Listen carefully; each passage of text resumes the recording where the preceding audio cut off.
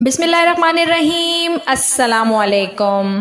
ایک مرتبہ پتھر توڑنے والے چند مزدور حضرت سیدنا وہاب بن منبع رحمۃ اللہ علیہ کی بارگاہ میں حاضر ہوئے اور عرض کیا، حضور، جس قدر مصیبتوں کا ہمیں سامنا ہے، کیا ہم سے پہلے لوگ بھی کبھی ایسی مصیبتوں سے دوچار ہوئے ہیں؟ آپ رحمۃ اللہ علیہ نے ان کی یہ بات سن کر ارشاد فرمایا، اگر تم اپنی مصیبتوں اور اپنے سے سابقہ لوگوں کے مصائب کا موازنہ کرو تو تمہیں ان کے مصائب کے سامنے اپنی مصیبتیں ایسے محسوس ہوں گی جیسے آگ کے مقابلے میں دھواں، یعنی ان کی مصیبتیں آگ اور تمہاری مصیبتیں دھوئیں کی طرح ہیں۔ پھر آپ رضی اللہ تعالیٰ عنہ نے فرمایا، بنی اسرائیل میں ایک عورت تھی جس کا نام سارہ تھا، اس کے ساتھ بیٹے تھے۔ جس ملک میں وہ رہتی تھی وہاں کا بادشاہ بڑا ہی ظالم تھا، وہ لوگوں کو زبردستی خنزیر کا گوشت کھلاتا، جو انکار کرتا اسے قتل کروا دیتا۔ چنانچہ اس عورت کو بھی اس کے بیٹوں سمیت بادشاہ کے سامنے لایا گیا۔ اس ظالم بادشاہ نے سب سے بڑے لڑکے کو بلوایا اور کہا، یہ خنزیر کا گوشت کھاؤ۔ اس مرد مجاہد نے جواب دیا، میں اللہ عز و جل کی حرام کی گئی چیز کو ہرگز نہیں کھاؤں گا۔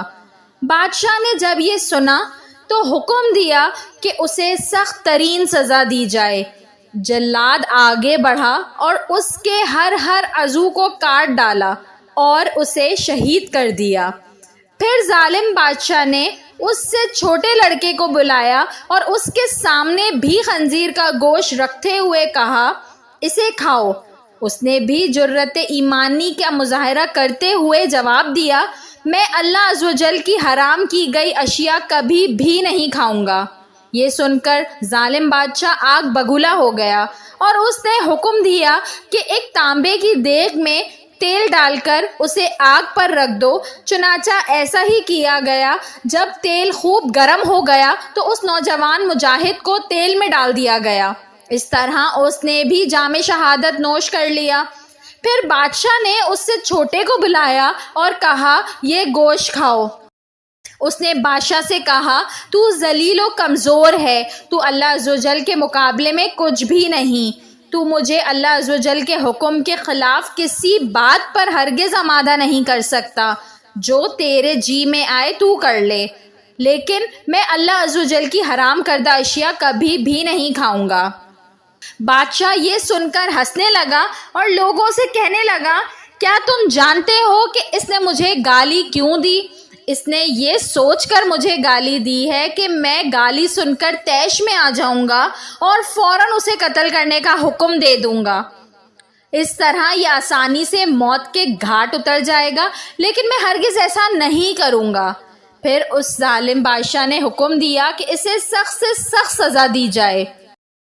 چنانچہ ظالم بادشاہ کے حکم پر پہلے اس نوجوان کی گردن کی کھال کاٹی گئی، پھر اس کے سر اور چہرے کی کھال اتار لی گئی اور اس طرح اسے بھی شہید کر دیا گیا۔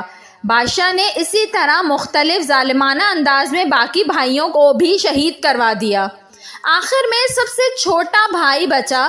بادشاہ نے اس کی والدہ کو بلایا اور کہا، میں تیرا بھی یہی حشر کروں گا، اگر تو اپنی اور اپنے اس بیٹے کی سلامتی چاہتی ہے تو اسے تنہائی میں لے جا کر سمجھا۔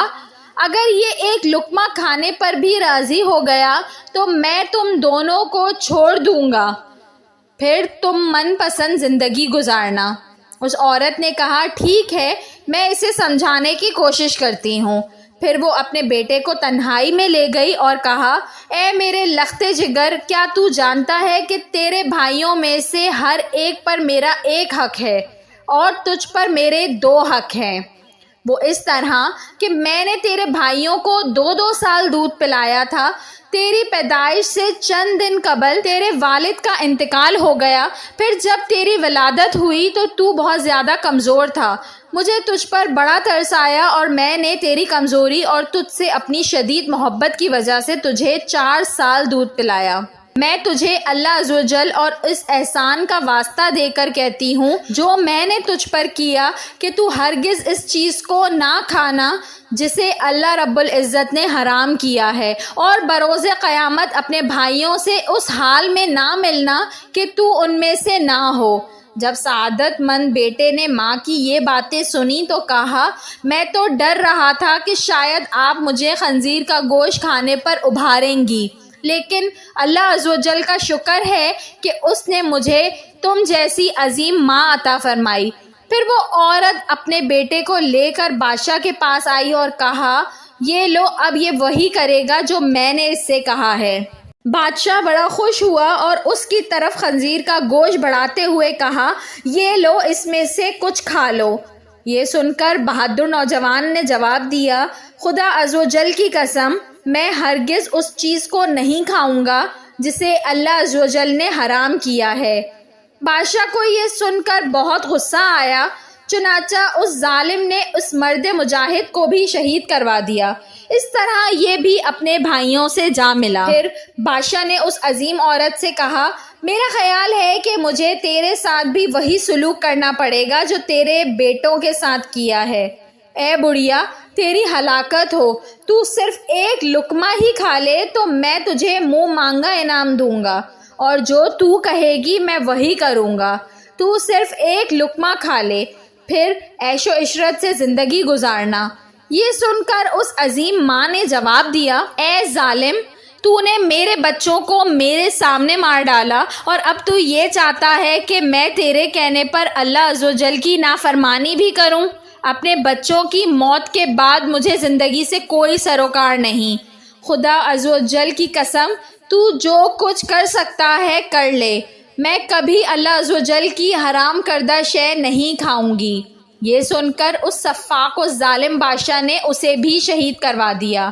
اس طرح اس عظیم ماں کی روح بھی اپنے عظیم فرزندوں سے جا ملی۔ سبحان اللہ عز و جل، ان سب نے ایک ایک کر کے اپنی جانیں تو دے دی، لیکن اللہ عز و جل کے حکم کی خلاف ورزی نہ کی۔